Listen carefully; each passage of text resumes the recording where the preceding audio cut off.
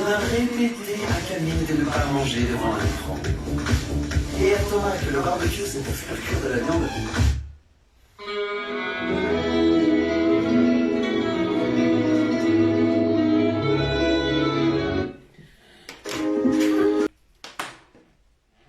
Bonsoir.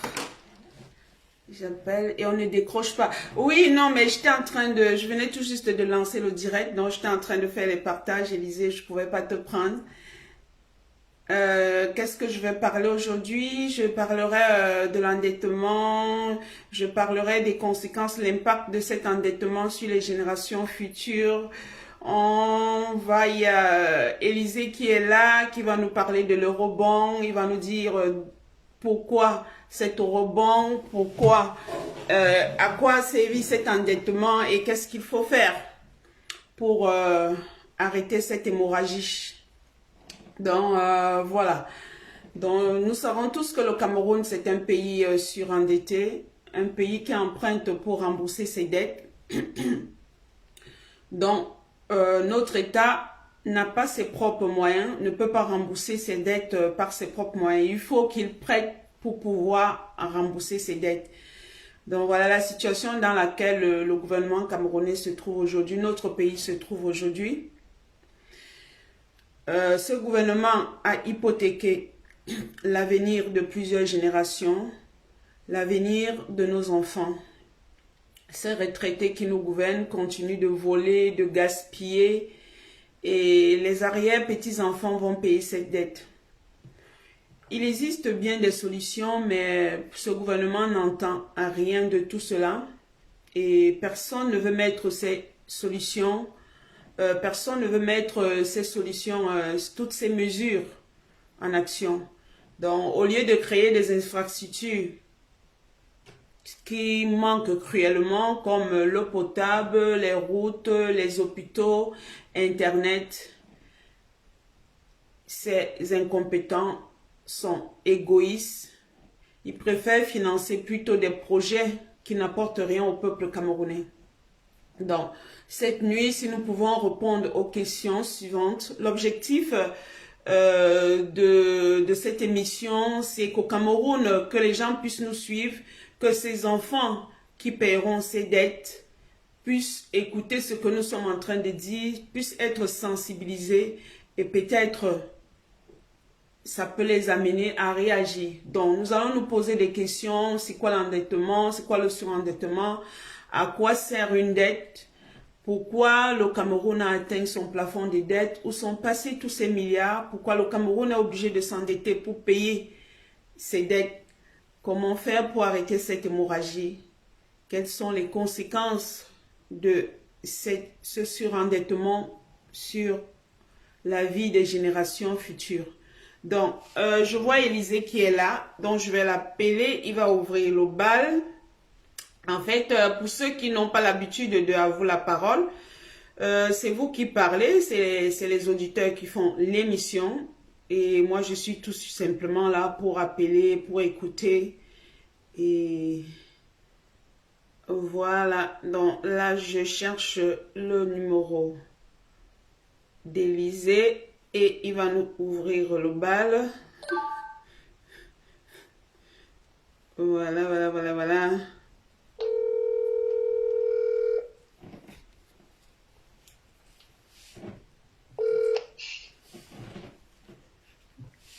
Bonjour Marie-Victoire. Bonjour, bonsoir. Bon, comment tu vas? Je vais bien, merci. Ben, je n'arrivais pas à t'avoir en journée. Je me suis dit, tu es très préoccupé pour la situation au Tchad. Mais ici, c'est le Cameroun. Exact. Donc, voilà, tu as vu le thème de l'émission. Voilà, tu choisiras de quoi parler, pourquoi cet endettement, comment peut-on arrêter cette hémorragie, pourquoi le Cameroun emprunte pour payer ses dettes. Donc, je te laisse, tu es en direct.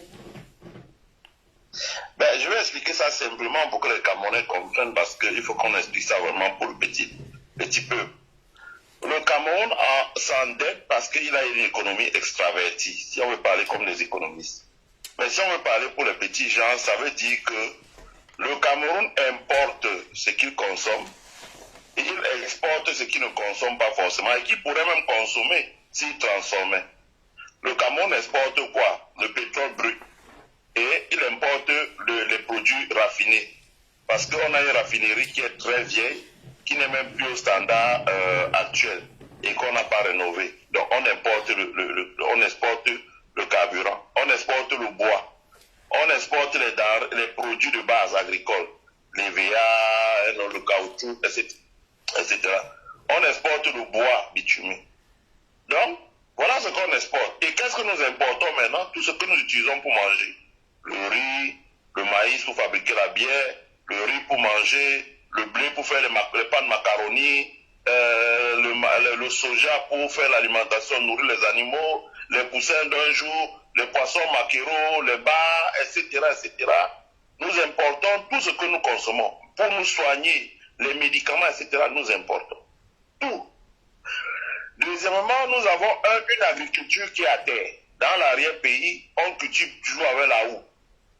Alors que dans les pays comme pays qui se développent, on a des tracteurs où on peut programmer le tracteur, on descend pas dormir, le tracteur il laboure tout seul. Et il plante en même temps. Voyez, récolte. Donc nous sommes tellement derrière je prends un exemple pour que les Camerounais comprennent. Dans notre pays, pour avoir 300 000 tonnes de cacao, on utilise 700 000 agriculteurs. Pourtant, dans un pays comme l'Amérique, là, pour avoir les 300 000 tonnes de cacao, là, on est capable d'utiliser 50 personnes. C'est parce que l'agriculture est tellement ringard, donc on produit encore avec la houe. Or, entre-temps, la population a augmenté. L'agriculture n'arrive plus à nourrir les Camerounais. L'État camerounais n'a plus investi dans l'agriculture depuis 40 ans. On importe pour manger. Et comme on est de plus en plus nombreux, on importe de plus en plus pour manger, pour se vêtir, pour se soigner, pour les véhicules, pour se déplacer. On importe tout ce dont nous avons besoin pour vivre décemment. L'État camerounais, Paul Biya, a laissé tomber en faillite toutes les sociétés. L'État de lui a laissé environ 400 sociétés. Elles sont tombées en faillite les unes après les autres. On a mangé l'argent qu'il y avait là, la trésorerie. On n'a jamais renouvelé les machines. On n'a jamais rajeuni le personnel. On a détourné tous les fonds. Donc l'industrie est par terre. L'agriculture est par terre. On est obligé d'importer maintenant. Et comme on importe maintenant, ce qui se passe, c'est que les matières premières, le prix du cacao, le prix du café, le prix du bois, le prix de l'EVA, le prix du pétrole, tout ça, sur les marchés mondiaux, tout ça, ça a baissé. Quand on regarde sur les 40 dernières années, ça a baissé globalement de 60%. Ça veut dire qu'il n'y a plus l'argent qui rentre. Entre-temps, nous vivons beaucoup d'importations pour manger, pour se vêtir. La conséquence de ça, c'est qu'on a un déficit de notre balance commerciale. Donc, nous importons plus que nous exportons. Il faut combler le déficit là. Pour combler le déficit là, maintenant, on est obligé d'aller chercher l'argent à l'étranger. Première chose. Deuxième chose, par le passé, ça ne se ressentait pas beaucoup que la balance commerciale du Cameroun est déficitaire, donc on a besoin de devises étrangères. Pour deux raisons. Première raison, c'est que le Cameroun empruntait énormément, donc ils ont emprunté à la Chine, ils ont emprunté à la Banque mondiale, et on avait bénéficié d'un programme de remise de dette, donc on ne devait plus décaisser l'argent pour payer cette dette-là. On nous a dit, bon, au lieu de décaisser des dollars pour payer votre dette en Amérique, mettez cet argent dans un compte à la BEAC et vous utilisez ça en CFA local pour faire les routes, pour faire les ponts, pour faire etc. Cet argent-là, premièrement, a été entièrement détourné. C'est pour ça qu'il y a beaucoup de nouveaux millionnaires, milliardaires au Cameroun. Les gens vous disaient, oh, il n'y a rien à l'étranger, l'argent c'est ici au pays. C'est parce qu'ils voulaient cet argent dans les marchés fictifs, dans les faux trucs. Vous avez suivi ce qui s'est passé avec le Covid de la Chine. On dit, voilà, c'est un milliard d'aides. Le type dans son ministère, il fabrique les factures, il facture ça à son ministère, quelque chose qu'on a donné pour le pays, et il sort l'argent au moins 10 milliards et se partage avec ses amis. Donc c'est comme ça qu'on a mangé l'argent des contrats PPTE. Ça n'a servi à rien. On s'aurait dû servir à faire les routes, à faire les usines de traitement d'eau, à faire des barrages, à faire des écoles, à faire des hôpitaux, des dispensaires, à améliorer l'éclairage public. On voit comment ça travaille en Côte d'Ivoire. Conçu les autoroutes. Au Cameroun, ça a été détourné. Donc on a perdu cet argent-là. Deuxième chose, il y avait la diaspora qui nous amenait beaucoup de devises. Parce que précise toujours que quand vous et moi qui sommes dans la diaspora, nous avons au Cameroun, nous avons les dollars, nous avons les euros, nous avons les yens. Quand nous dépensons ça dans l'économie camerounaise, cet argent est considéré comme étant des exportations. La diaspora maintenant, qu'est-ce qui s'est passé? Vous connaissez tous comme moi. Problème de justice. Vous allez au pays, vous investissez pour acheter un terrain, on vous frappe. Vous allez au tribunal, vous n'avez pas raison. Et toujours, ils ont monté un schéma maintenant où c'est un colonel qui est devant vous, un homme en tenue, qui vous menace. Donc, les gens n'investissent plus au Cameroun. Donc, l'argent ne part plus au Cameroun.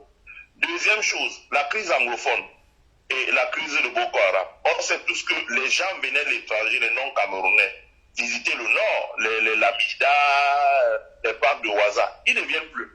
Le Nozo aussi, les gens venaient visiter, mais le Nozo aussi, il y a beaucoup d'enfants du Nozo à l'extérieur. Près de 1 million qui rentraient chaque année, allaient fêter le nouvel an chez eux, etc. La Yaba Hotel à Bamenda était plein. Ils ne viennent plus. Donc les devises n'entrent plus. Il y a la crise au Nozo. En plus, les entreprises au Nozo, qui étaient les plus grandes entreprises exportatrices, comme la CDC, ont fermé les portes parce que toutes les plantations ont été saccagées. Autre chose, quand il y a eu la crise post-électorale entre Maurice Kamto et Paul Biya, Maurice Kamto ayant gagné, Paul Biya ayant volé sa victoire, ils ont décidé de mettre la CEMIL à l'aéroport pour interpeller à tête chercheuse les personnes. Et le plus grave, c'est par exemple l'interpellation de Wilfried Siewi, qui était une sorte d'intimidation. La conséquence est que 90% des gens qui allaient en vacances au pays ne partent plus. Donc les devises aussi ne viennent plus. Parce que quand la diaspora, les gens descendaient de l'avion avec 10 000 $, ils allaient changer à Aqua Palace. Il y avait tellement d'argent à Aqua Palace que les gars allaient déposer l'argent dans les banques et les microfinances. Et c'est pour ça qu'il y avait beaucoup de devises au Cameroun. Maintenant, les gens ne partent plus au pays et il n'y a plus assez de devises. Maintenant, pour combler ces devises-là, sinon on sera en arrêt dans les banques, l'État du Cameroun est obligé maintenant d'aller prêter l'argent. Il a deux options. Soit il prête au FMI, soit il prête sur les marchés financiers. Or, le FMI est fâché avec le Cameroun parce que l'argent qu'on a donné pour le Covid, 200 milliards de remises de dettes, 200 milliards de cash, cet argent a pris une destination inconnue. Ça a disparu dans la nature. Donc le FMI dit non, monsieur, nous voulons voir clair. Dans un pays comme le Malawi, le président a limogé tous les ministres et les a mis en prison, ceux qui étaient en charge de ça. Ce n'est pas le cas au Cameroun. Donc il va falloir régler le problème d'abord, avant que le FMI décaisse l'argent. Donc comme ça presse, le gouvernement camerounais s'est retourné vers la France, son allié traditionnel dans les dictatures, l'allié, le parrain des dictatures africaines, et le gouvernement français, avec monsieur Le Drian en tête, ils ont procédé à quoi? Ils ont dit au gouvernement de lancer un eurobond à Londres pour capter les dollars. Là encore, c'est de l'endettement. Maintenant, tu as dit que nous endettons pour payer les dettes. C'est vrai, c'est pas compliqué. Le Cameroun a un budget de 5 000 milliards. Dans le budget, on estime que de 4 500 millions, on va dire. Dans le budget, on estime que les recettes fiscales seront de 3 000 milliards.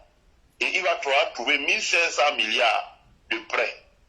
Or, dans les 4 500 milliards, il y a 1 200 milliards qui doivent servir à rembourser les pays étrangers qui nous ont prêté l'argent. Ça veut dire en clair que on va prêter 1 500 milliards pour pouvoir rembourser 1 200 milliards aux pays qui nous doivent l'argent. Donc, on va faire prêter l'argent pour rembourser l'argent qu'on doit.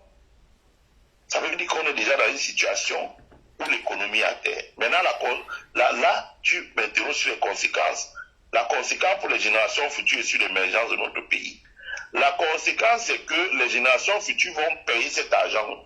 Ça veut dire que quand la génération des Paul Biya, des Nyadi Fendi, des Kavaïge Djibril, des gens Crété, tous ces gens qui nous ont mis dans les problèmes là, tous ces vieillards-là, quand eux ils vont dégager, ce sont les générations futures qui vont devoir travailler pour payer. Or, les générations futures ne pourront pas travailler pour payer cet argent pour une raison. C'est que les finances publiques seront déjà plombées par la dette. Ça veut dire que c'est comme si vous prenez une entreprise et on vous dit que l'entreprise, les machines sont très vieilles et l'entreprise doit 1 milliard alors son chiffre d'affaires c'est 100 millions. Vous ne pourrez jamais vous en sortir. C'est ce qui va nous arriver. C'est-à-dire que l'industrie est à terre, les infrastructures routières sont à terre, il n'y a même pas l'électricité pour tout le monde, il n'y a pas l'eau pour tout le monde, les centres de santé sont à terre, le système éducatif n'arrive pas à produire les techniciens, etc.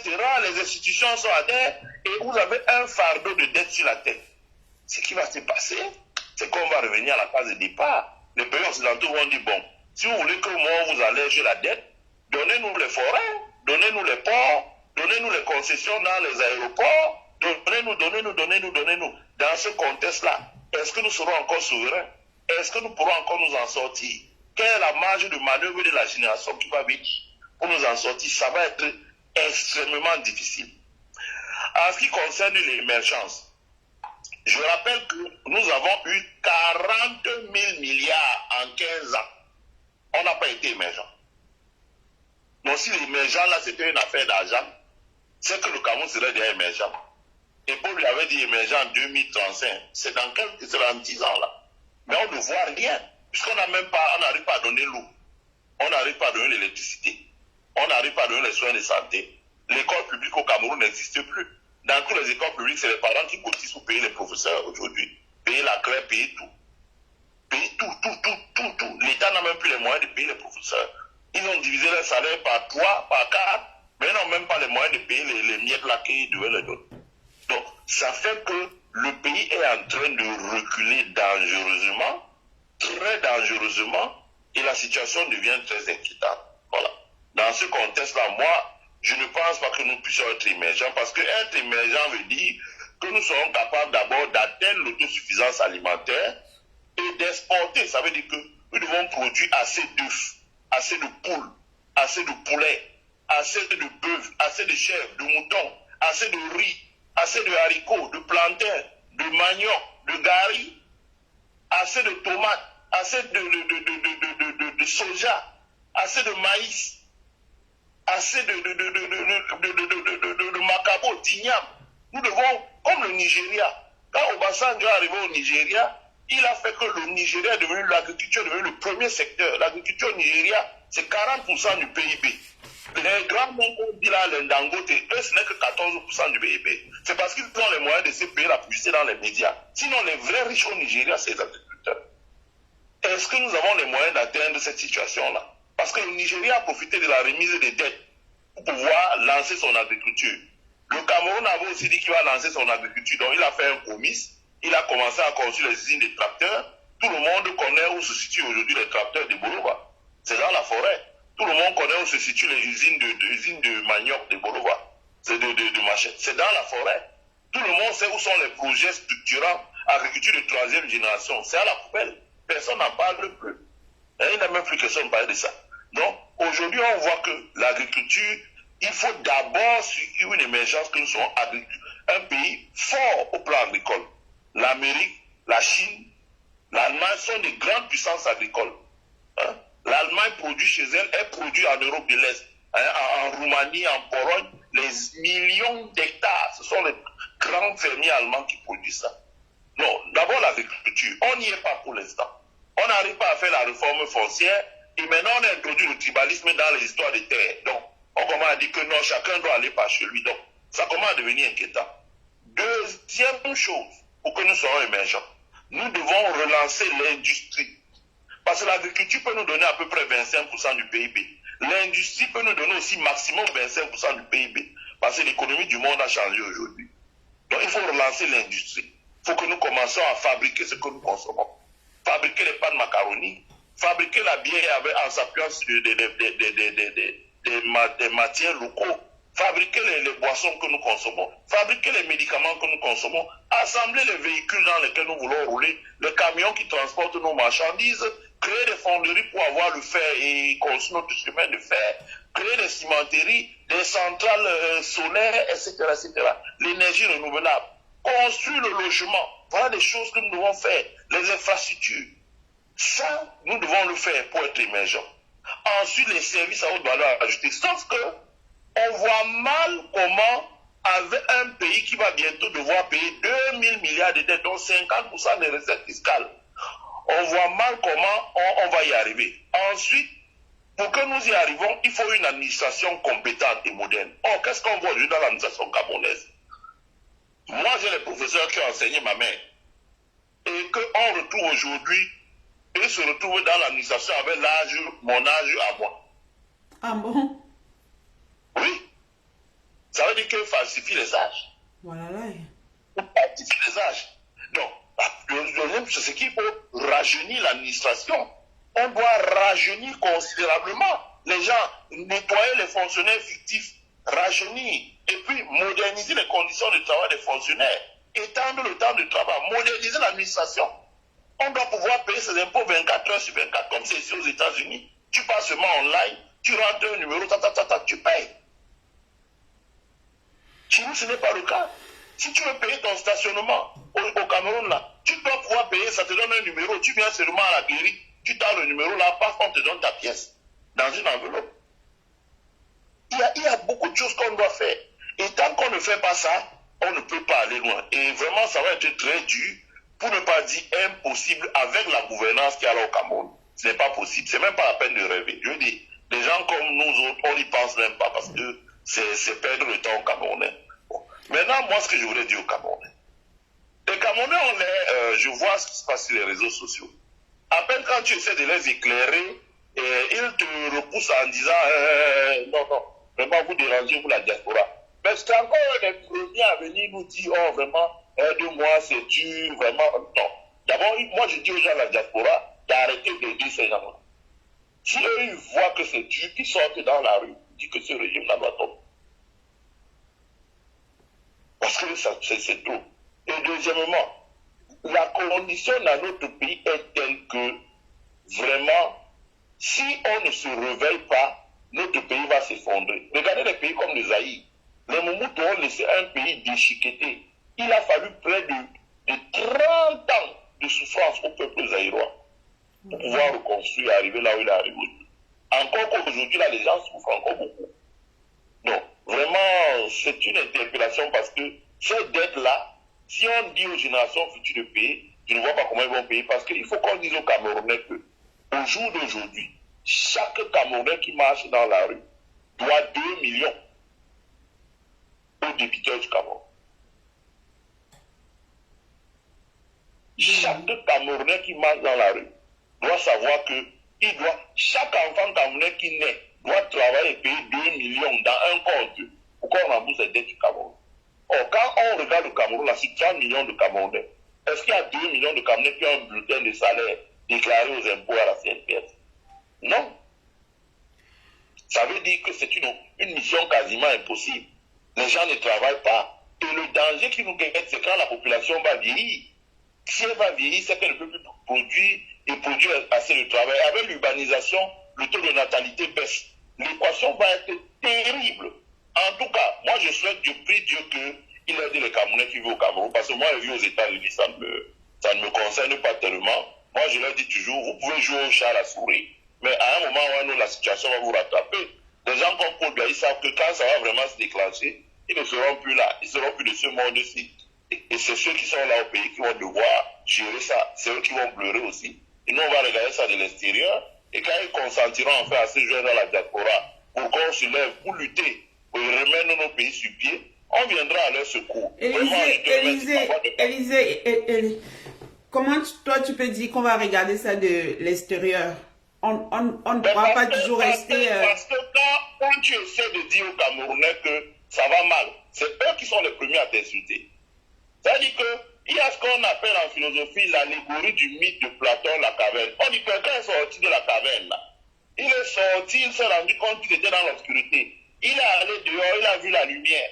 Il est revenu avec la lampe tempête pour lui dire que, mais dis donc, vous savez, nous on vit ici dans l'obscurité. Voici ce qu'on appelle la lumière. Et ceux qui sont dans le trou l'ont tué. Est-ce que c'est pas ça au Cameroun? Toi et moi, nous parlons. Moi, au Cameroun, tu essaies de dire au Cameroun, vraiment, ça va mal. L'économie va. Comment on va dire, on va te lyncher? Alors que tu viens leur dire que ça va mal. Ben, je pense qu'à un moment, quand ça va aller encore très très mal, parce que ce qui a fait que ça allait un peu mieux, c'est cet argent que Obiya a prêté à gauche à droite, il prenait à la Chine, il prenait au FMI, il prenait à gauche à droite. Le robinet là est fermé. Le robinet là est fermé. Ce robinet, c'est pour ça que Obiya est muet. Aujourd'hui, il ne dit plus rien, il se cache dans son palais. Parce que le robinet là est fermé. Et quand le robinet là va être fermé, l'État, vous avez vu que l'État n'arrive plus à payer la dette intérieure. Bientôt, ce sera beaucoup de choses. Un matin, ce sera les fonctionnaires qui ne pourront plus payer. Et quand ce sera comme ça, ce que je dis, peut-être à ce moment, ils vont se lever, ils ne vont plus dire que la diaspora dénigre le Cameroun. Ils vont enfin avouer que ça va mal dans le pays. Et à ce moment, peut-être on pourra leur dire, bon, qu'est-ce qu'on fait alors pour que ça change? Moi, je pense que maintenant, là, il ne faut pas qu'on se torde trop. Ça va venir. Quand ça va venir, eux-mêmes, ils vont se lever au pays pour pouvoir dire que, bon, qu'est-ce qu'on fait pour changer? Et non pas arrêter de jouer le malin sur Facebook, là, ou bien sur les réseaux sociaux. Quand tu dis que ça va mal, c'est eux qui t'insultent avec les faux profils.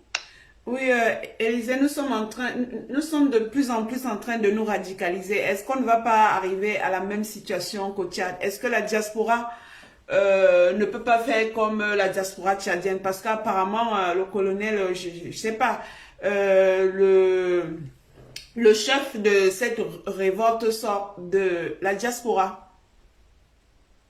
Tout est possible au Cameroun. La révolte anglophone, elle a commencé dans la diaspora.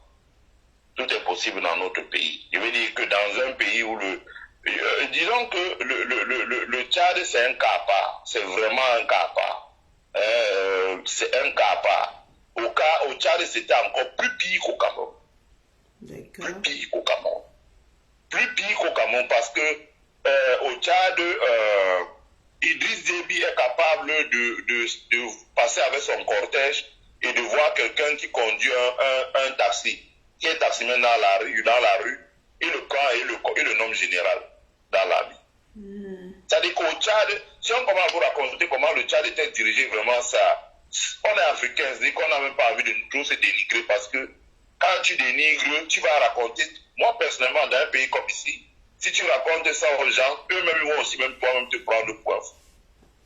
Parce que Déby vraiment dirigeait le Tchad comme un village. Il n'y a pas la place pour ceux qui pensent au Tchad. Il n'y a pas la place pour ceux qui réfléchissent. C'était une affaire de clan de A à Z. Et avec de l'arbitraire. Quand ça ne va pas, on peut une dispute qu'un militaire tchadien sort son chargeur et peut t'abattre, il n'y aura rien. Il n'y aura même pas un début de commencement d'une procédure judiciaire. Non, à partir de ce moment, il n'y a pas d'autre issue que la violence pour s'exprimer. Et c'est ce qui s'est passé au Tchad. Et c'est ce qui se passe aussi au Cameroun. Et là où il y a la plus grosse déception, c'est la position de la France aujourd'hui, mais qui en fait, parce qu'elle est bousculée par trois puissances, la Chine, les États-Unis et la Russie, est obligée de dévoiler son vrai visage, c'est-à-dire que de sortir du discours cosmétique qu'elle nous a servi depuis 60 ans et de montrer son vrai visage. Ça a eu lieu dans les pays comme la Côte d'Ivoire, où elle était derrière une rébellion. Elle a toujours dit non, jusqu'au jour où on est allé jusqu'au bout, elle était obligée elle-même d'aller en prison. Au Tchad aussi, c'est pareil. Mais moi, je dis une chose aux autorités françaises. Première chose, la France n'a pas de leçon à donner à des pays comme la Russie. Quand on faisait la construction européenne, pour ceux qui ont étudié, moi j'ai étudié la diplomatie et les affaires internationales. Comme on dit aux États-Unis, international politics. Voilà. J'ai étudié ça, j'ai fait un certificat dessus.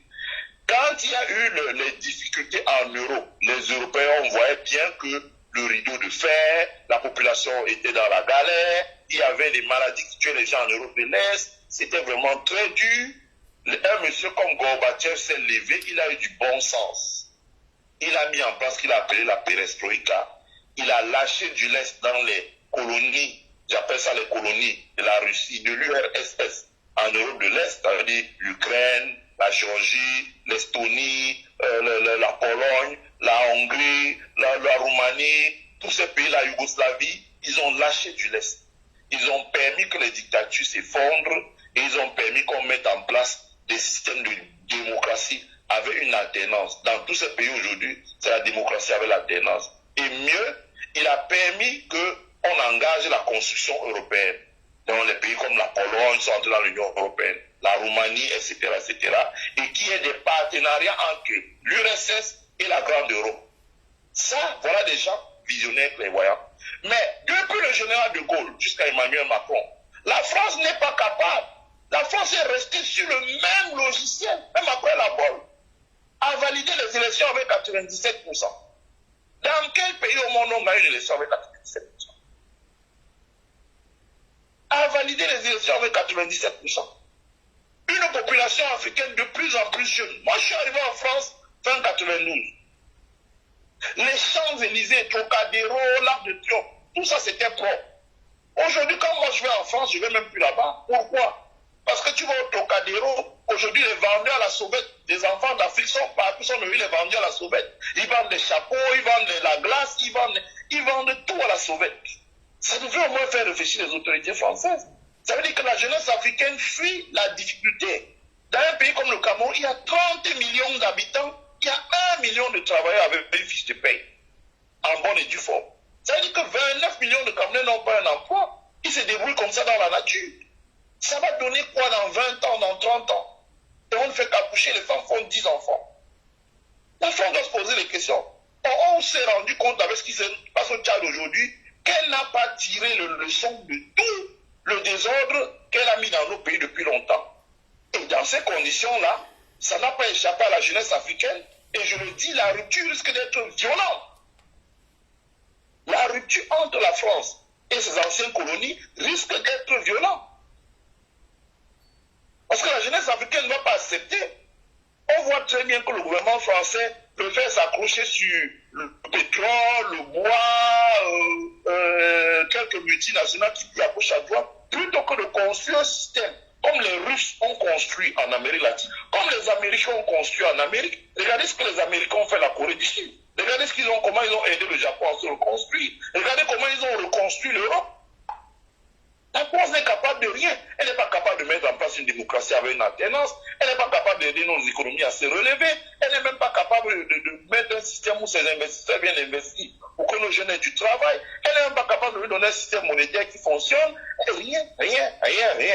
Dans ce contexte, ce qui s'est passé au Tchad va se passer dans beaucoup de pays d'Afrique. La rupture risque d'être violente. Voilà. Moi, c'est ce que m'explique ce qui s'est passé au Tchad. Et en plus, on a vu un président venir valider un coup d'État. Mais au Gabon, c'était même encore un peu... Au Gabon, quand il y a eu le décès de Omar Bongo, on a mis une transition avec eux, on a respecté un peu la constitution avant de faire les élections. Là, au Tchad, c'est tellement violent. Tellement bas. Nous sommes encore des esclaves de la France, en quelque sorte. Vraiment, avec les photos d'un président français, moi j'avais voté Macron à la dernière élection. Je ne voterai pour personne à la prochaine élection en France. Parce que c'est tous les mêmes. Que ce soit Mélenchon, que ce soit Macron. Il est même pire. Il est même pire que les autres. Il le fait ouvertement. Tant de mépris pour le peuple africain. C'est clair. C'est clair. Et moi je dis aux Africains en France de ne pas voter, de s'abstenir. Parce que c'est une plaisanterie. C'est une plaisanterie. Franchement, ça passe très mal. En tout cas, moi je dis une chose, moi ça ne me concerne pas. Je vis dans un pays où il y a ce dont on se bat au Cameroun, là on se battra pour un siècle. J'ai déjà ça ici. Donc ça me gêne pas trop ce qui se passe chez nous. Mais je dis que si les gens veulent se battre chez nous, nous on leur tendra la main. Je dis que qu'est-ce que je vais manquer ici? J'ai tout. Mais je dis à ceux qui sont au pays, écoutez les amis, si vous ne vous battez pas, le monde là tel qu'il va, il va vous broyer. Hein. Il va vous broyer. Il va vous broyer. S'il ne nous broie même pas déjà. En tout cas, nous sommes en France. Non, nous on est en France, et voilà. Il faut que le coronavirus nous laisse tranquille pour qu'on se mette encore dehors. Il y a plein d'Africains en France. Si on peut faire un bloc pour dénoncer tout ce qui se passe en Afrique, peut-être les lignes bougeront. C'est grave. Merci. C'est grave. Merci beaucoup. Je te vois, voilà. Et est-ce que tu as des nouvelles? Qu'est-ce qui se passe? Est-ce que les rebelles, est-ce que Macron est en train de les exterminer, de les tuer? Moi, je pense que si je me fonde sur les analyses géopolitiques et géostratégiques de ce qui s'est passé dans les Grands Lacs, je pense que la France va se prendre un revers. Pour une raison. C'est qu'il faut comprendre que je comprends la France en fait. Ça veut dire que la France a surtout intervenu au Tchad par rapport au Cameroun. Parce que le Cameroun aujourd'hui se sent menacé. Parce qu'il y avait en quelque sorte une sorte de solidarité entre les États là autour du Cameroun. Ça veut dire que il y avait le Nigeria a toujours été un peu neutre parce que ce qui préoccupe le Nigeria à partir du moment où il est dans la CEDEAO, c'est pas sa frontière est, c'est sa frontière ouest, parce que c'est là qu'il y a du business. Elle est dans la CEDEAO, donc en allant vers le Bénin, le Togo, la Côte d'Ivoire, le Niger, etc., en allant vers le Ghana. Donc c'est ça, c'est cette frontière-là qui le préoccupe. Et la ville de Lagos est par là-bas, donc c'est là qu'il y a les affaires. La frontière avec le Cameroun, ça ne les préoccupe pas trop. Sauf qu'il y a les bruits de bottes. Parce qu'il n'y a rien. Tous les États qui longent la frontière du Cameroun au Nigeria, Ngombe, Benue, Adamawa, ce sont des États extrêmement pauvres. C'est même les plus pauvres du Nigeria. Donc ça ne les préoccupe pas trop. Ça les préoccupe seulement quand il y a du bruit de bottes au Cameroun. Voilà. Donc, on s'aperçoit que de ce côté-là, le Cameroun ne peut pas vraiment dire qu'il compte sur le Nigeria. Voilà. Deuxième chose, le Cameroun se disait, bon, pour ma sécurité, j'ai une coopération avec la RCA. Aujourd'hui, quand on voit que pendant des années, la RCA a été déstabilisée et le Cameroun ne peut pas dire qu'il ne connaît rien, et que les Russes ont aidé les Centrafricains à nettoyer tous les groupes armés qui venaient faire le désordre chez eux, le Cameroun se demande aujourd'hui si le retour du bâton n'est pas possible. Bon. Le troisième, mais le plus dangereux, c'est qu'il faut bien comprendre que le Soudan est une zone de non-droit, avec deux endroits, le Sud-Soudan et le Darfour. C'est des zones de non-droit, où il y a et les trafics d'armes, et les mercenaires, etc., etc. Bon. La Libye aussi pareil. Ce qui pouvait encore rassurer le Cameroun, c'était le Tchad, qui était comme une sorte de tampon, parce que s'il y avait des désordres qui venaient de la Libye ou du Soudan, le Tchad était le tampon avant d'atteindre le Cameroun, le Tchad était la zone tampon. Or, ce qui se passe, c'est qu'avec la chute de débit, les gens comme le Cameroun, la Guinée équatoriale, le Gabon, le Congo, se disaient, si c'est les FARC qui prennent le pouvoir là-bas, c'est que c'est d'office fini pour eux. Donc il y a certainement une grosse pression sur Macron qui est obligé maintenant de se dévoiler comme il l'a fait aujourd'hui là, en allant là-bas valider un coup constitutionnel. Sauf que ça ne va pas se passer aussi comme ça. Parce qu'en Libye, c'est deux puissances étrangères qui y sont. En Centrafrique, c'est deux puissances étrangères qui y sont. Il n'y a pas la France dedans. Au Soudan, c'est deux puissances étrangères qui y sont. Il n'y a plus la France là-bas. C'est-à-dire que la France n'a plus d'influence en Libye, elle n'a plus d'influence au Soudan, elle n'a plus d'influence en Centrafrique. Or, si on met la capacité de nuisance de la Libye et du Soudan, c'est 10 fois plus lourd que tous les pays de la CEAC et même la CEPA. Compris. Donc, à partir de ce moment-là, la menace est à tout moment. Ça veut dire que le gouvernement qui va s'installer comme conseil de transition là, va devoir faire face à la fronde de la société civile tchadienne. Ils ne vont pas tuer tous les Tchadiens. Parce que les Tchadiens ont attendu le moment du deuil de Idriss Déby. Mais après le moment du deuil, ça va bouger. Je prends un exemple que les gens comprennent. Quand le général Gueye a pris le pouvoir en Côte d'Ivoire, en tant que militaire, est-ce qu'il a maîtrisé la situation? Et pourtant, il avait la France avec lui. Il n'a pas maîtrisé la situation. Parce qu'il y avait beaucoup de forces en présence. Et le pouvoir lui échappait. On sait comment il a fini. Donc, pareil au Tchad, la France n'a pas tous les clés parce qu'elle ne contrôle pas le Soudan, elle ne contrôle pas la Libye, au moins ces deux-là. Et en Centrafrique, aujourd'hui, elle c'est sous l'influence russe. Et au Nigeria, elle n'a pas une vraie influence sur le gouvernement nigérien. Donc, la situation va être compliquée dans les jours qui viennent parce que pour que le gars il asseye son pouvoir au Tchad, il va falloir l'argent. Or, l'argent au Tchad, c'est les Américains qui l'ont, parce que ExxonMobil, c'est une compagnie américaine. Les pipelines, c'est la propriété des Américains. Les Américains qui reversent les redevances au Tchad. Et l'économie du Tchad dépend du pétrole qui est entre les mains des Américains. Donc, c'est eux qui ont le coffre-fort, l'argent du trésor. Deuxièmement, militairement, ça ne va pas être facile, parce qu'aujourd'hui, on voit que, voilà. Et après, il y a la société civile tchadienne qui ne veut pas du tout de ce conseil de transition. Les vrais problèmes vont commencer dans les jours qui viennent, quand les gens on a vu les évêques, et s'il essaie de réprimer Mahamat, la population va se retourner contre lui, et il va certainement peut-être collaborer avec le FARC, et la France ne va pas bombarder les Tchadiens, et les Africains vont rester là comme ça. Les gens vont sortir, nous allons sortir. Nous allons sortir. L'Afrique on a connu le massacre du camp Tiara au Sénégal, où on a exécuté les gens qui venaient d'être des tirailleurs en France. Nous ne voulons plus voir l'armée française tirer sur les Africains et les tuer. Donc il va y avoir certainement, dans les jours qui viennent, ça ne va pas se passer comme Macron pense que parce qu'il a appuyé sur une gâchette, alors ça va faire peur à tout le monde. Moi, les Tchadiens, moi j'ai causé avec des amis tchadiens. Ils sont au Tchad, c'est des gens courageux. Ils ont dit qu'ils attendent le temps du deuil, que le deuil passe. Et après le deuil, maintenant, ils vont sortir de manière courageuse pour affronter cette junte-là jusqu'à ce qu'elle tombe. Comme Compaoré est tombé au Burkina, ils sont prêts. Ils disent qu'il n'y aura pas de transition conduite par la junte. Et la France ne va pas bombarder les Tchadiens. Elle ne bombardera pas les Tchadiens. D'accord. Et nous serons solidaires du peuple tchadien. Tout ce qu'ils vont faire, nous allons partager, nous allons faire des lives pour sensibiliser les Africains, pour que les Africains se lèvent, pour que les Tchadiens installent la démocratie chez eux. Comme ça a été le cas au Ghana, comme c'est le cas au Kenya, etc. Et peut-être que cette démocratie-là demain arrive au Cameroun aussi.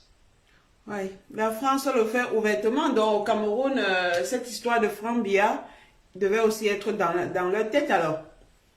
Mais évidemment, parce que c'est pour ça quand tu vois que le président de l'Assemblée nationale du Tchad dit qu'il n'est pas capable d'assumer la transition, tu comprends pourquoi on a mis Ndian Difendi. On a mis Ndian Difendi parce que le moment venu, ouais, bien sûr. On va prendre le pouvoir et donner ça à Fambia de gré à gré. C'est ce qui va se passer. On comprend, c'est la France. Moi, j'ai toujours dit aux Camerounais, écoutez, croyez-vous que Paul Biarren Mibara, Bebengo, Marafa, Ababa, tout ça, il met en prison pour que quelqu'un ne vienne prendre le pouvoir? C'est la France, notre problème en quelque sorte, quoi. C'est la France. Même ce qui se passe au Cameroun, c'est la France. Elle s'est découverte au Tchad. Et Dizébi, même de son vivant, avait dit que lui, il a voulu partir. Et c'est la France qui lui a dit de modifier la Constitution, qui a même envoyé quelqu'un pour venir modifier la Constitution pour qu'il reste. C'est la France. Voilà. Carrément, c'est la France qui l'a maintenu là. Il leur a donné notre chemin de fer. Il leur a donné nos aéroports. Il leur a donné nos ports. Il leur a donné l'eau, notre eau. Il leur a donné notre électricité. Nous avons encore quoi au Cameroun? Une photo. Ça m'amuse. On a quoi? On n'a rien. Une photo qui nous gouverne. L'ambassadeur de France qui était devenu subitement le président de la République au Cameroun, il était partout. Il était... Donc aujourd'hui, nous comprenons que c'est la France qui dirige ces pays africains. Nous le comprenons très bien. L'eau n'est plus pour nous. Le téléphone n'est plus pour nous. Rien. Merci beaucoup Élisée de ton intervention. Merci. Et je laisserai d'autres personnes. Vous pouvez appeler, pour ceux qui n'ont pas l'habitude, vous pouvez appeler. Et si vous voulez intervenir dans le direct, ça parle de l'endettement, les conséquences pour les générations futures.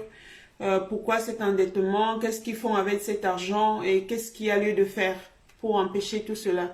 Merci encore une fois de plus et nous restons scotchés pour suivre l'actualité tchadienne que nous voyons bien sur ta page Facebook. Bonne soirée. Bye. Merci à toi. Alors, est-ce qu'il y a quelqu'un qui veut intervenir? Sinon, il y a des filles qui sont là, qui sont prêtes. Je commencerai par qui? Ok, je vois une dame qui me dit que je peux la prendre après. Donc, je l'appelle. Vous pouvez appeler, vous pouvez appeler, vous pouvez appeler. On parle du Cameroun. Oui, allô? Oui, bonsoir Delariel, tu es déjà en live là. Tu connais le sujet, je sais que tu l'as lu. Donc, je te laisse intervenir. Je te laisse intervenir l'endettement pour les générations futures. Est-ce que l'émergence dont on nous parle tant, est-ce que cette émergence pourra avoir lieu? Bon.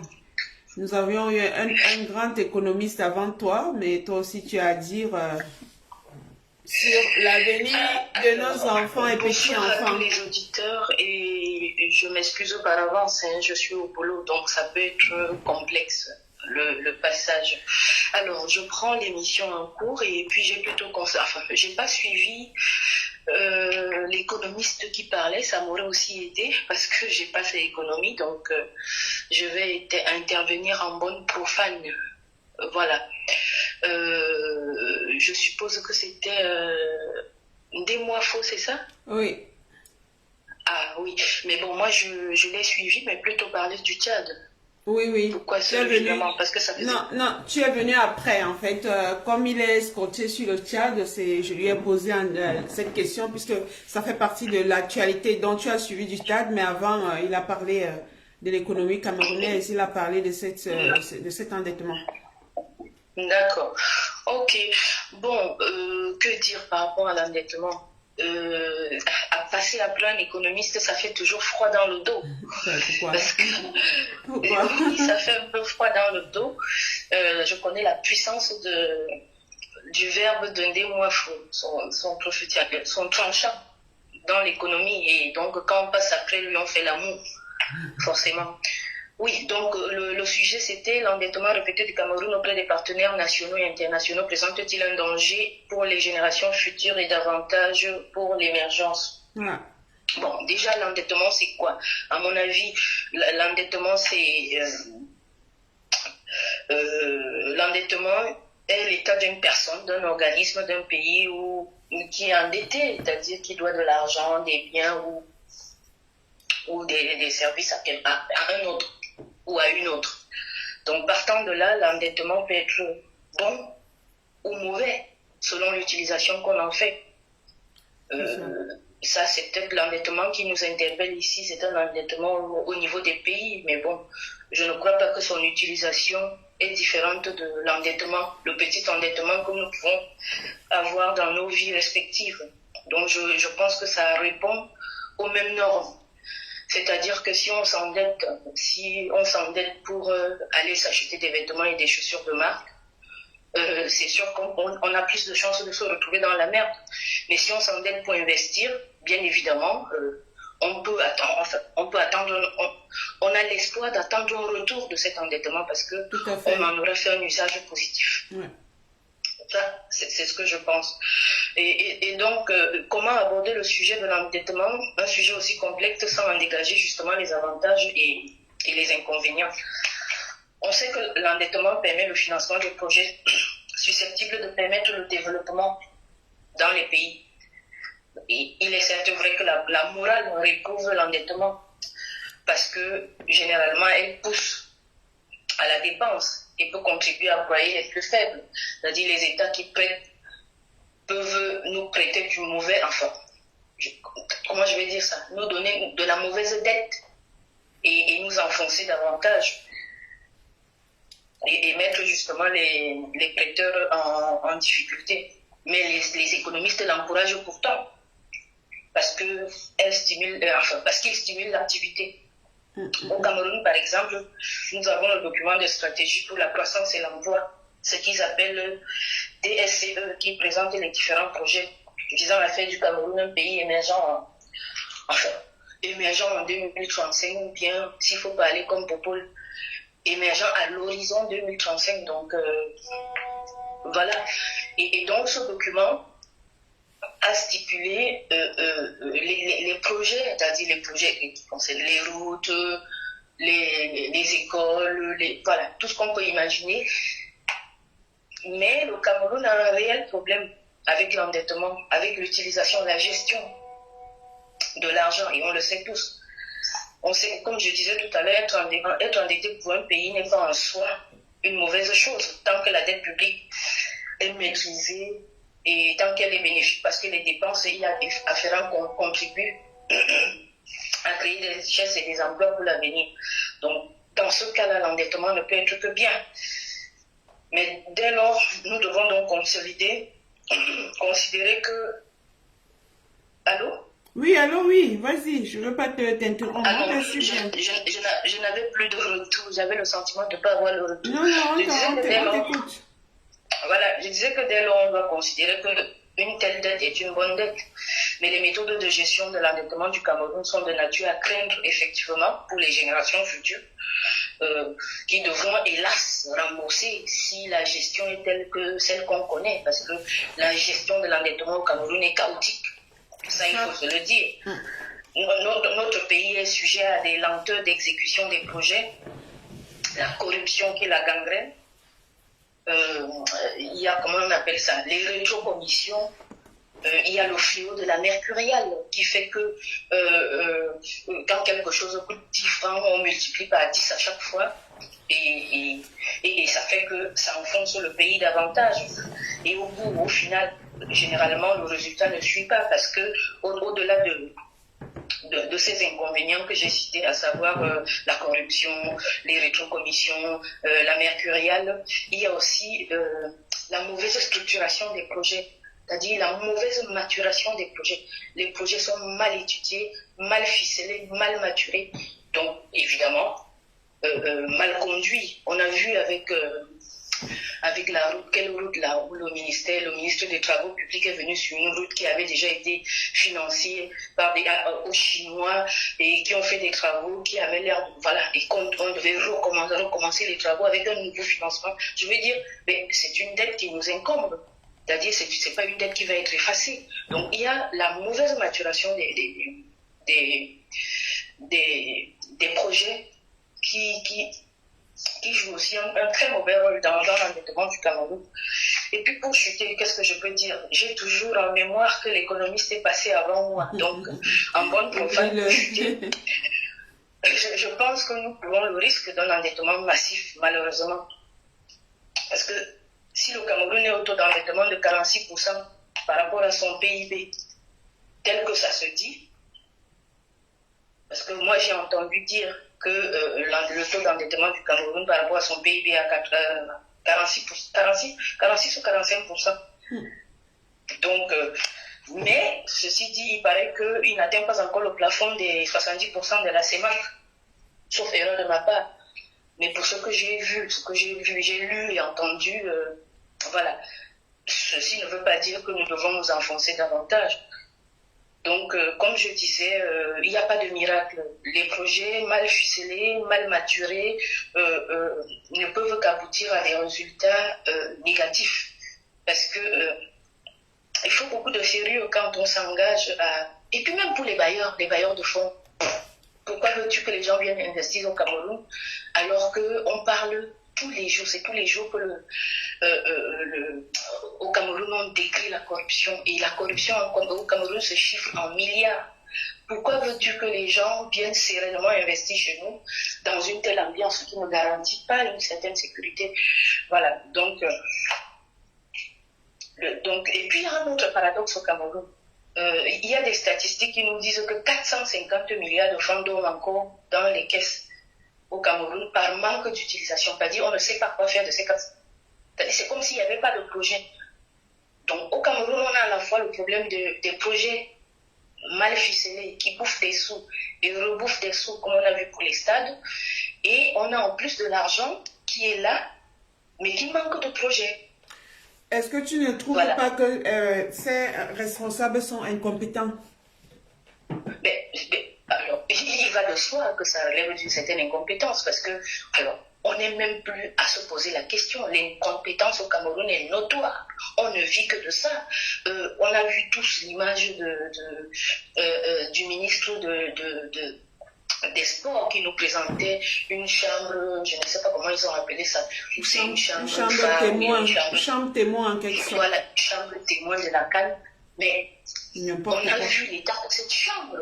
Mais c'était une honte, parce que moi, je me suis, excusez-moi de faire un rapprochement, ce ministre des Sports qu'on connaît en image et dont le parcours est riche, a quand même un certain, je sais pas, un certain flair pour le chic. C'est curieux qu'il nous montre une image comme ça, il assume de nous montrer une image aussi. La chambre témoin est souvent la plus belle en quelque sorte. C'est comme un échantillon, un échantillon qu'on te présente. Tout à fait, mais on a ça, on a ce même ministre dans une république qui se respecte. Chez ce même ministre, il paraît il y a eu une histoire de millions, de quelques millions qu'on lui a volé à la maison. Ça aussi, ça vient de montrer qu'au Cameroun, il n'y a pas de traçabilité. Mais pourquoi veux-tu que dans un pays comme celui-là, on avance alors que les gens se servent librement, alors les gens s'amusent librement avec la gestion de la chose publique. Personne n'a peur au Cameroun de toucher à l'argent public. Personne. Sinon, on n'en serait plus là. Ça fait combien d'années qu'on prétend combattre la corruption? Et à partir, Ça fait combien d'années?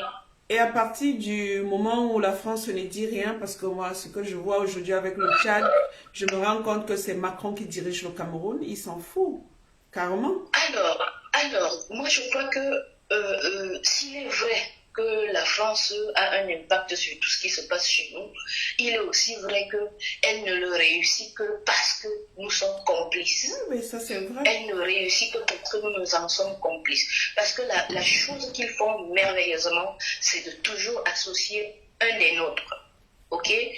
Donc, l'Afrique, les Africains sont responsables de leur propre malheur. Parce que là, quand c'est Sarkozy, je prends un exemple tout bête, qui dit que l'Africain n'est pas encore assez entré dans l'histoire. Ce qu'on a vu au Tchad, là, démontre qu'on n'est pas suffisamment entré dans l'histoire. Je suis désolée, je n'ai jamais eu aussi honte de ma vie. Je n'ai jamais eu aussi honte de ma vie. Est-ce que tu vas voter Macron ou bien est-ce qu'il faut qu'on lance Alors, le boycott? Je n'ai déjà pas voté Macron aux dernières élections et ce n'est pas demain la veille. Donc même si c'est le vote est personnel, je l'assume, je l'ai toujours dit, je suis de droite et je l'assume. Donc les gens qui vacillent entre la gauche et la droite et tout ça ne m'intéresse pas. Et puis, laissons même les concepts droite-gauche, ça ne veut pas dire grand-chose. Mais je veux dire, la politique de Macron ne me convient pas. Elle me convenait déjà. L'effet Macron ne m'a pas prise, c'est-à-dire la jeunesse et tout ce qui allait, ne m'a pas séduite. Donc, je n'ai pas voté Macron et je suis sûre que je ne voterai pas Macron. Je ne voterai à nouveau pas Macron. Voilà. Donc, alors, au lieu de continuer à pleurnicher pour la France qui fait ci, qui fait ça, observons les nôtres. Ils font comment? Moi, je n'ai jamais autant eu honte de ma vie. Ce qui vient de se passer en Afrique, au Tchad, mais nous a... C'est du mépris, c'est du mépris. C'est une rétrograde. C'est une rétrograde d'au moins de 50 ans en arrière. C'est carrément du mépris. Si un Africain ne se sent pas honteux, parce que les gens utilisent les termes géopolitiques et géostratégiques pour nous faire croire qu'on ne comprend rien à ce qui se passe.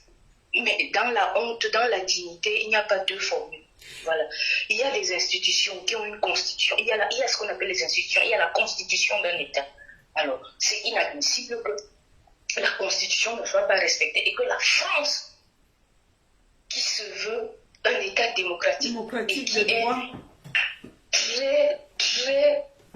un pays très constitutionnaliste, vienne soutenir la bêtise. Moi, j'appelle ça la bêtise. C'est vrai que personne n'a envie de voir le sang couler de nos frères, mais au moins rappeler l'essentiel.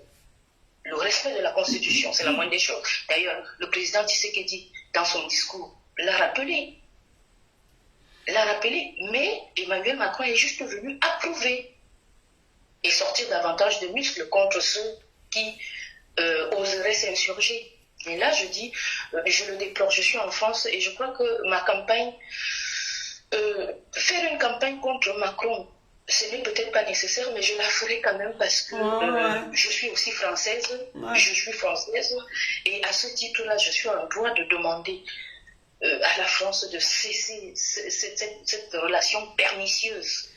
Je sais que tu es une combattante du terrain. Je sais que peut-être après la fin. Et pour finir vraiment, pour chuter, je prends encore rendez-vous. Le rendez-vous que notre historien Achille Bembe a accepté avec Macron. J'espère que les événements de ces dernières 24 heures vont l'aider à mieux comprendre.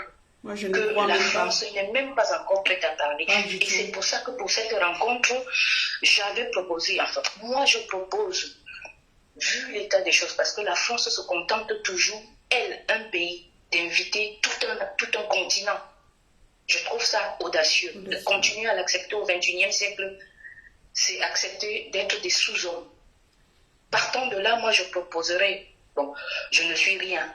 Mais ma vision de choses veut que Achille Mbembe et toute l'intelligence africaine se réunissent, travaillent sur les sujets importants, les sujets prioritaires, les sujets cruciaux qui détiennent sur les relations de la France-Afrique et préparent un mémorandum qu'ils vont remettre au président Macron avant la rencontre pour lui rappeler ce qu'il sait déjà ou qu'il feint de ne pas savoir. Parce que ce qu'on a vu au Tchad, c'est un message très fort.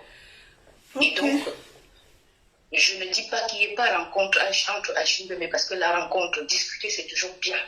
Mais qu'on aille discuter pour se faire respecter avec des bases bien. Et c'est pour ça que j'insiste sur l'idée que cette intelligence africaine se retrouve, travaille sur un mémorandum qu'on va remettre au président Macron avant la rencontre, qu'il sache, c'est-à-dire que ce mémorandum affiche clairement les grandes lignes des échanges qu'ils auront. Ça, c'est mon humble avis.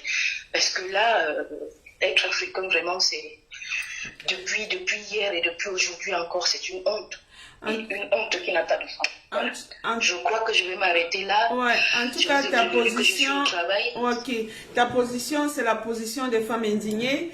Nous sommes donné rendez-vous au mois de juillet à Montpellier. J'espère que tu seras des nôtres aussi. Je te connais comme combattant du terrain. On croise les doigts. Voilà. On croise les doigts que le virus nous laisse un peu tranquille. Donc, ce sera avec plaisir chaque fois que c'est possible pour aller dire non, ce n'est que comme ça qu'on se sent humain. Moi, je ne me sens pas sous-homme. Et ce n'est pas demain la veille. Donc, à ce titre, et pour ces raisons-là, là où il faut combattre pour dire non, pour rester debout, pour rester digne en tant qu'Africain, j'y serai. Voilà. D'accord, merci beaucoup, Delarelle. Et puis, bon courage pour ton Merci beaucoup. Bonne soirée à tous. Merci. Et merci pour tout ce que tu fais, ma grande. Merci infiniment. Merci à toi aussi. Au revoir. Au revoir. Alors, il n'y a personne qui appelle pour intervenir. Ben, je vais appeler Sabine. J'appelle Sabine, une femme indignée qui a sûrement beaucoup à dire.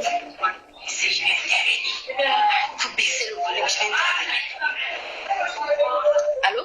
Oui, bonsoir, tu es déjà en direct. Sabine, oui, bonsoir Marie-Victoire, bonsoir à tous les auditeurs et bonsoir à tous les intervenants qui sont passés avant.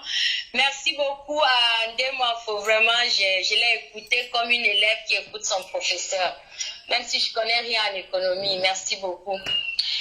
Je dois dire que nous parlons d'endettement, certes, mais moi je me penche plus sur à quoi nous a servi cet argent endetté.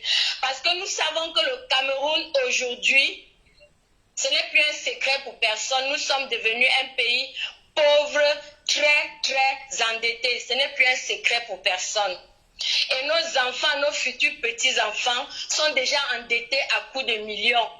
Même s'ils sont assis sur des morceaux de parpaing à l'école au Cameroun, même s'ils font l'école sous des tentes et qu'ils n'ont pas d'eau à boire. Mais ils ont déjà une dette de 2 millions et plus dans leur tête qu'il va falloir rembourser. Ma question, c'est de savoir comment est-ce qu'un président, un homme comme Paul Biya, après tant d'années, comment peut-il mettre un pays autant en faillite? Comment est-ce possible? Depuis 1996, on demande à Paul Biya de mettre en application, de signer le décret qui met en application l'article 66 de la Constitution pour que les agents de l'État déclarent leurs biens. C'est le seul décret que Paul Biya n'a jamais signé. Parce que lui-même fait partie des détourneurs de fonds publics. Paul Biya en fait partie. Qui connaît sa fortune? Il n'y a qu'à voir le niveau de vie de sa femme, de ses enfants, pour imaginer quelqu'un qui a travaillé dans la fonction publique toute sa vie. Qui connaît la fortune de Paul Biya? Lorsqu'il a lancé l'opération Épervier, on pensait que ça pouvait calmer un peu la corruption. Non. L'opération Épervier a seulement servi à arrêter des personnes autour de lui qui avaient détourné comme lui, mais qui avaient des prétentions pour être des futurs présidents. Il n'a arrêté que les personnes qui pouvaient être une menace pour son pouvoir. Ça nous montre à quel point ce monsieur n'a jamais aimé le Cameroun. Et on parle du franquisme. Je ne sais pas ce qui se passe au Tchad nous brise le cœur. Mais vraiment, si un jour, histoire de franquisme là, je n'ose même pas en parler. Parce que ce monsieur a fait des forêts camerounaises son épicerie familiale avec la bénédiction de son père. Les détournements de fonds aussi, il y a les détournements de la fortune publique, mais aussi les détournements de nos richesses. Les détournements des forêts camerounaises. Le secteur forestier au Cameroun, une enquête menée par Greenpeace montre que le secteur forestier perd des milliers, des centaines de millions d'euros chaque année. Il n'y a aucune route, nous n'avons qu'à voir les routes qu'empruntent ces camions pour sortir le bois du Cameroun. Un secteur où rien n'est maîtrisé. On a parlé dans l'un de nos directs, le secteur du pétrole, où celui qui gère le pétrole du Cameroun à SNH ne rend compte qu'à Paul Biya. C'est-à-dire que le Cameroun est partagé entre des personnes qui se partagent la fortune publique. Le peuple camerounais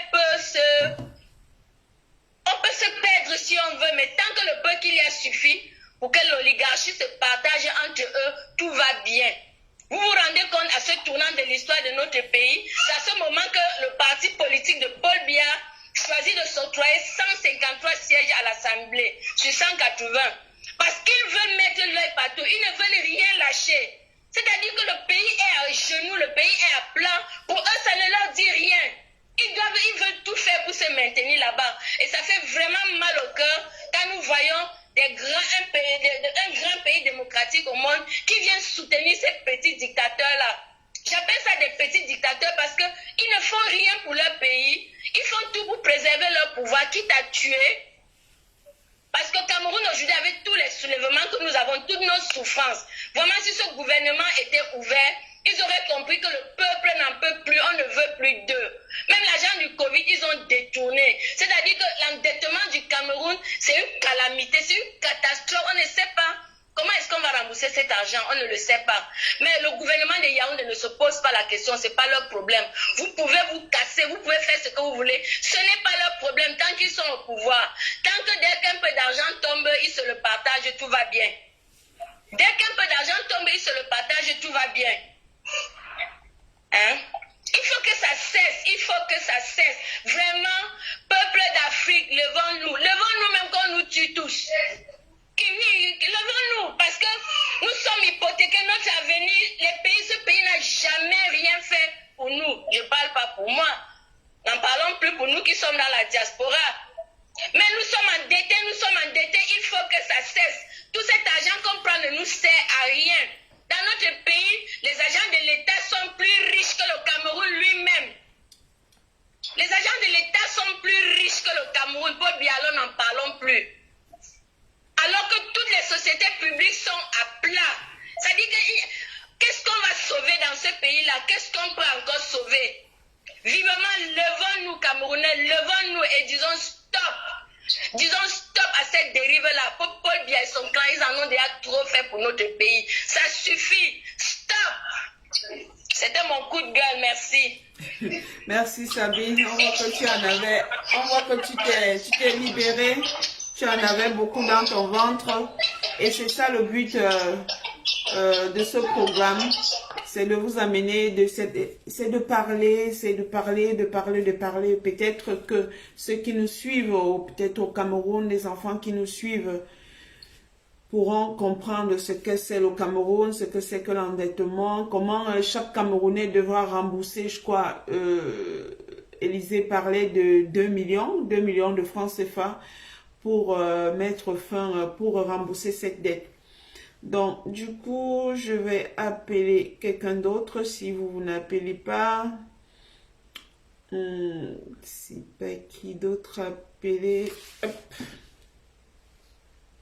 Et je vais appeler une autre fille, Marie-Lou, qui a sûrement quelque chose à dire. Hop, hop, hop.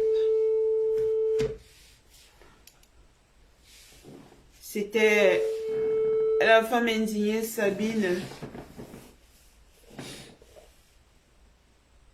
Oui, bonsoir Marie-Victoire. Oui, bonsoir. Bonsoir, Prési. Comment tu vas? Je suis en ligne là. Oui, tu es déjà en ligne. Bonsoir, bonsoir à toutes à tout ton auditoire.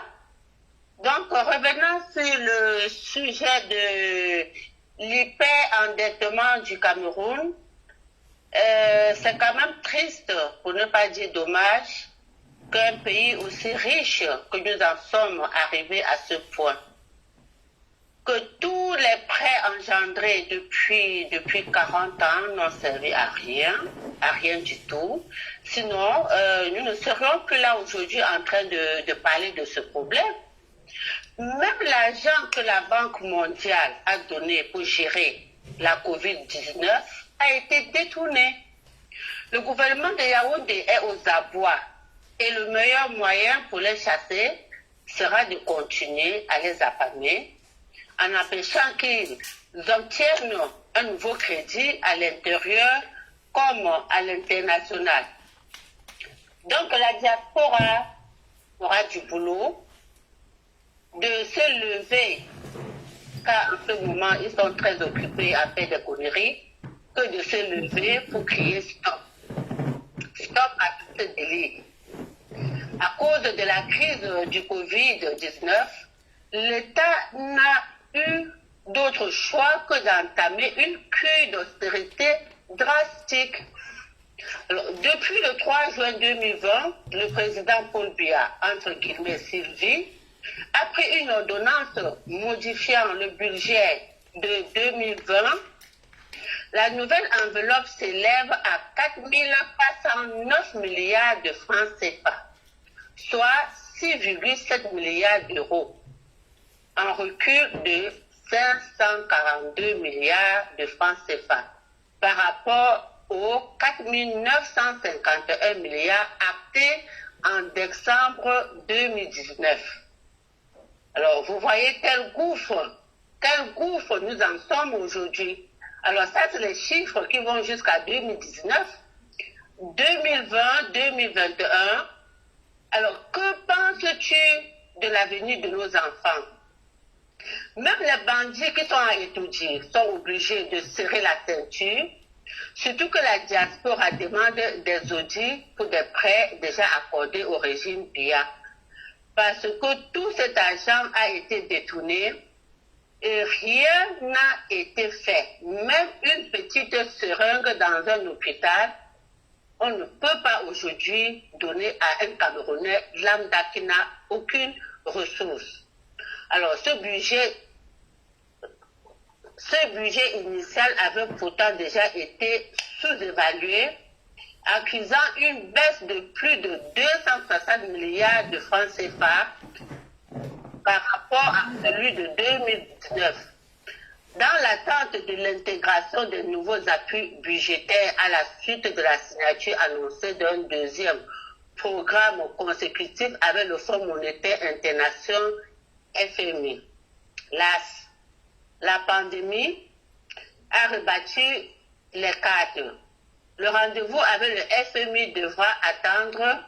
Entre-temps, le pays a reçu 135 milliards de francs CFA de l'institution du Bretton Woods pour faire face à la crise. Mais quel Camerounais peut nous faire une photo pour nous montrer qu'il a reçu quelque chose venant de ce programme? Quand je dis un Camerounais, je parle du Camerounais lambda. Je ne parle pas du groupe du ministre qui a volé le riz et a distribué à ses amis. Au lieu qu'il vole aussi tous ces vaccins et qu'il distribue à ses amis, là, il se contente de vouloir nous obliger. Alors, le programme d'une somme de 180 milliards, d'une somme de 180 milliards de francs CFA pour lutter contre le Covid-19 et des effets socio-économiques. Un endettement de plus de 40% du PIB. Donc, vous voyez qu'on n'est pas sorti de l'affaire. Au Cameroun, le patronat plaide pour la suspension des contrôles fiscaux et douaniers. D'autant que cette politique a fait grimper l'endettement du pays en quelques années. Plus de 40% du PIB. Le plus inquiétant n'est pas le volume global de la dette, mais la capacité du pays à rembourser les services de la dette. Alors vous imaginez un pays comme le Cameroun, où on ne parle plus de création d'entreprises, ce n'est pas la peine. On parle que du taux des enfants qui ont fini l'école et qui n'ont pas de travail. Et vous vous attendez à ce régime de venir nous sauver de l'affaire. Le Cameroun connaît de ce point de vue un risque élevé, confirme le représentant local du FMI, Fabien Zinji-Gouva. Donc j'espère que je n'ai pas écorché ce nom. Donc pour revenir à ce thème de le surendettement, nous avons touché le fond, comme on dit, le fond du fond. Et pour sortir de là, une seule chose, c'est le chassement. Nous devions chasser ce régime sans pitié. Vraiment. Alors quand on nous parle des franquistes et les compagnies, nous, on n'en a rien à cirer. Tout ce qui reste à faire, c'est le chassement. Oui, Marie-Lou, est-ce que nous ne pouvons pas commencer à réfléchir comment faire comme, je sais pas, comme les Tchadiens, c'est chercher à comprendre comment ils en sont arrivés là, parce que leur révolte part de l'Europe. Le chef habitait ici en France, il était en France, sa famille vit ici. Oui, Marie-Victoire, les Camerounais ont du potentiel. Si nous ne sommes pas organisés, ce n'est pas parce qu'on manque des moyens, mais c'est juste parce que les gens sont dans l'individualisme. Ils n'osent pas.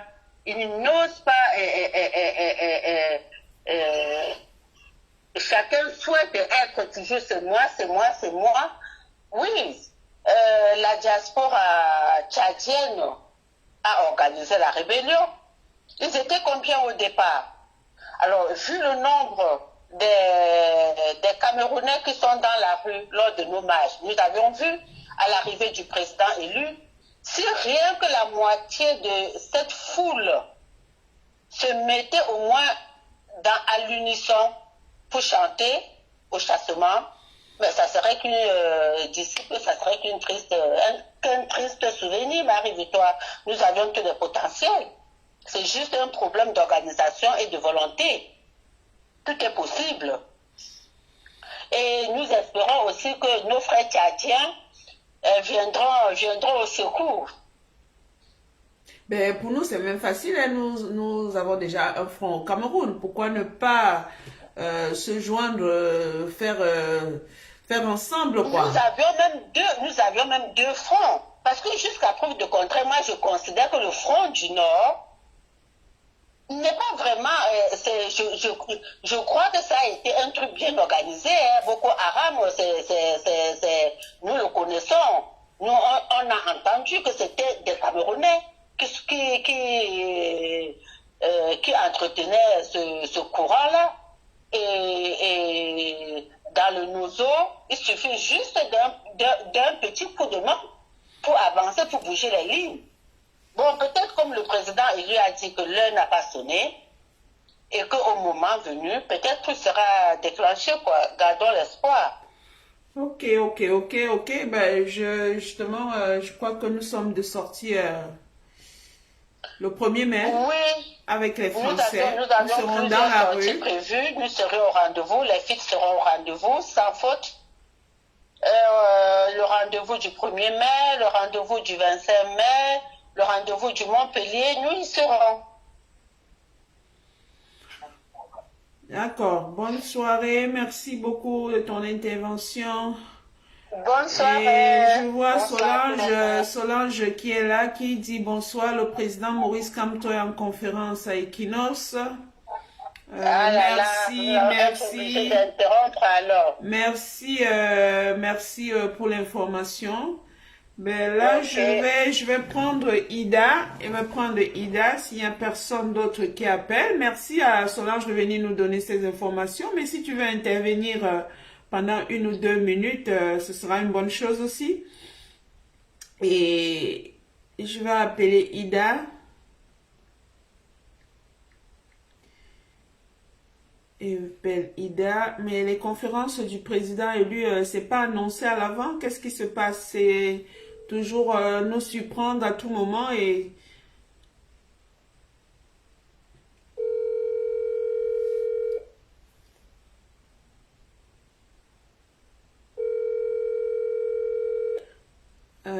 je sais pas si Ida.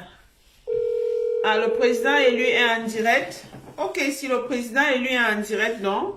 Qu'est-ce qu'on va faire? C'est que je vais arrêter le live et nous allons tous suivre le président Maurice Kamto. C'est tout ce que je peux faire. Merci de nous avoir écoutés. Merci pour vos interventions. À vous la parole, c'est pour vous. Tout ce que je peux dire, c'est que le Cameroun se trouve aujourd'hui dans un gouffre. On ne sait pas comment on fera pour s'en sortir. Et nous sommes de plus en plus radicalisés. Donc, si rien n'est fait, nos enfants payeront pendant des décennies cette malgouvernance. Rendez-vous dimanche sur notre plateau. Bonsoir mon père Sourling. Rendez-vous dimanche sur le plateau des femmes indignées TANAP. Ce sera à 18 h heure de France. Et là, nous parlerons, de la situation qui se passe au Tchad et de l'Afrique centrale. Donc, comme on nous dit que le président élu est sur Equinos, nous allons tous nous reporter sur Equinos pour l'écouter. Bonne soirée à tous et à vendredi prochain avec la femme indignée Sabine. Bonsoir.